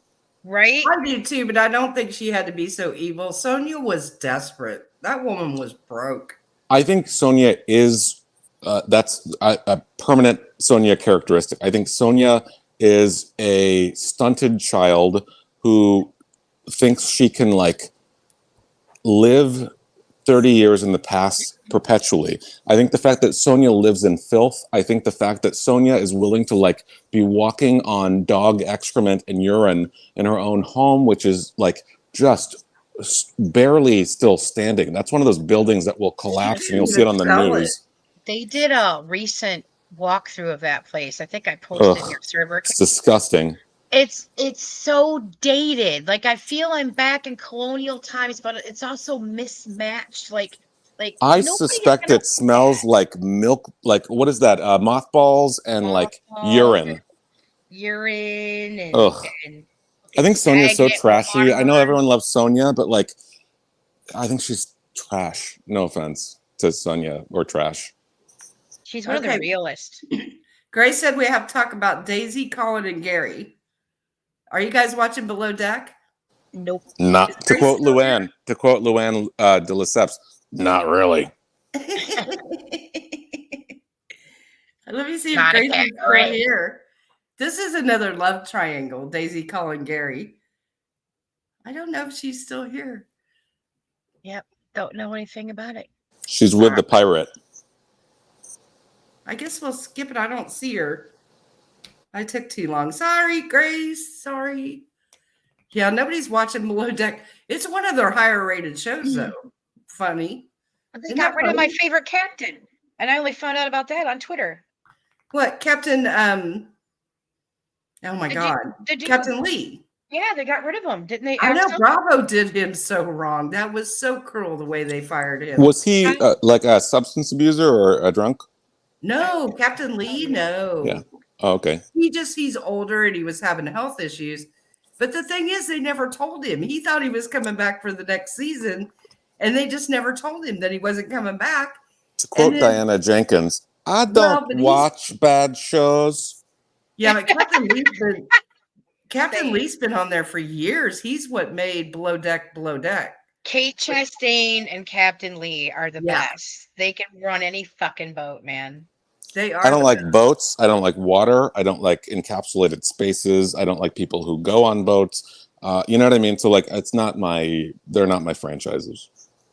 I also don't like houses. Like I don't want to watch a summer house. I don't want to watch a winter house. I only like watching the reunions. That's For those, cheating. I do. I can't cheat just with watch the. the reunion. I just watched the summer house reunion because, first of all, the couple that's fighting on there, the married couple that got engaged, that to me, when I look at them, they look like such the odd couple. They don't even look like a match couple that would date. Like they just look. She looks like she's for a motorcycle dude, and he looks like he would go for some young college girl. She's very weird. That's cheating, though, to just watch reunions. I admit it. Hello, I'm a cheater. Okay. I do miss $1 Million Listing New York. That's like the only Bravo franchise that or series that I watched other than Housewives and Vanderpump Rules. Ryan Serhant. I've been watching. I him have for 2 years. paintings in my condo from Frederick Eklund's husband, Derek, who is a white Zimbabwean, very talented abstract painter, and they're beautiful and they're And stunning. he's so good looking. He is a beautiful man. They're a handsome couple, but both of those paintings are just stunning. And like, so I wouldn't have ever seen him as an artist unless I watched the show. So I do miss seeing them. Yeah. And they have a couple young kids. Yep. I almost bought Reza's hair stuff last month, but I'm like, man, these people Don't do that. Don't do that. products, yeah. Don't do it. I miss Reza. I miss him. I think he's a used car salesman. Oh dear. I like him too. I do think he's kind of slimy, but he was fun to watch. I like Glenessa too. I love Glenessa and her temper tantrums. She should launch a knives line. Right? Well, she sells weed, right? Even a fake nail line called Knives, like, Sharpen that, blades. Yes, Becky. Especially during the summer when nothing's on, but start with the beginning with Captain Lee and Kate. Go back and watch those because those are the best ones. To quote Diana Jenkins in one of my favorite, I am kind of obsessed with Diana Jenkins because she's phenomenal and fabulous. But like if you look at my Twitter feed, you'll see how I just reviewed the whole like Diana Sutton at that weird creepy lunch scene, and like it was just the most awkward conversation. There's this moment where she goes, Sutton's like, I don't know what we should talk about, and then Sanella was like, well, maybe we should start from the beginning. And that reminded me when you're like, maybe start from the beginning. So check out my Twitter feed, because that, like, Diana Jenkins was an iconic housewife, and we I like her too. are going to regret that we drove her off this show. Y'all got to follow him on Twitter. You're going to be opening your YouTube channel, right? I will. It'll not necessarily be directly tied to social media, but the first YouTube video is going to be how Diana Jenkins's presence on Housewives is what started my like Cartier obsession, which triggered a luxury brand obsession. So like we'd been hearing about all of these like Cartier Panthère, Erica's rings and those earrings and all that kind of stuff. And then I saw in that episode 2 of this past season 12 on Bravo, and Diana Jenkins walked in wearing probably $100,000 worth. Like she had on both hands like 8 giant Cartier rings. She had 2 Cartier necklaces on. And then Kyle, thirsty Kyle, was like, Diana, that is a lot of Cartier. And then it was when Diana responded, when you go from poor to rich so fast, it's like, buy it all, fast car, diamond, whatever. And then you could see Erica Jane in the periphery, who'd lost everything, being like, Diana Jenkins is like fucking Liberace. And she was just eyeing all of this money from this woman. And Diana Jenkins, I think, really changed my life for the better, because I didn't realize that there's like a lot of like design stuff that goes behind, like the history of these houses, these big labels is fascinating. And I think like, so Diana Jenkins, I had the wrong impression of her, but my channel is going to be mainly about how like since Diana Jenkins arrived on Housewives, my life has changed for the, I don't know if it's better because I've spent a lot of money in a very short period of time. But like But you're going to do luxury brands, right? It's luxury brands, but it's going to be talking about like when you are buying your first nice piece from a luxury brand, like what to look for, what to look out for, what I wish I had known going into the process. Like, because I started buying stuff straight from the Cartier website, and you have to do it through a sales associate. And like some people like dilly-dally in every single luxury house. If you are loyal to a brand and loyal to a sales associate, you will get so many like cool things, and the experience is completely different. So there are so many things that I, as someone who didn't own any, I just had money sitting in savings accounts and investment, but like after I lost tons of money on Bitcoin, I'm like, what can I get that is a stable store of value? And with watches and Birkins, they're actually they're great investments long-term. I looked at like, after I lost all that money in Bitcoin, I was like, what do I need to be putting my discretionary income into? And I looked at like gold bullion and bars and that kind of stuff. That's boring. It just sits in a lockbox for decades and decades and doesn't do anything. At least I can wear a nice piece of jewelry. And the history of fashion, what we've seen with like the popularization of fashion, I think is fascinating. So I want it to be educational. I want it to be a mix of like reviews of stuff and my personal experiences with certain items, and particularly Cartier Hermes. But I hope everyone can get, and I want it to be from a male perspective. There's so many channels out there with women's perspectives on luxury. And I want it to be from like a male that's not flamboyant. I'm gay, but I'm not like a flamboyantly gay, like, you know what I mean? Like I'm not buying pink handbags. And I'm not saying that pejoratively. I'm just saying that like, I think a lot of men. It's a different view. It's a different view. So I think it's going to be fun. It's going to be, I don't know if it's up yet because it's not running yet because I'm still putting together the background, but it's going to be called A Man of Luxury, AMANOFLUXE.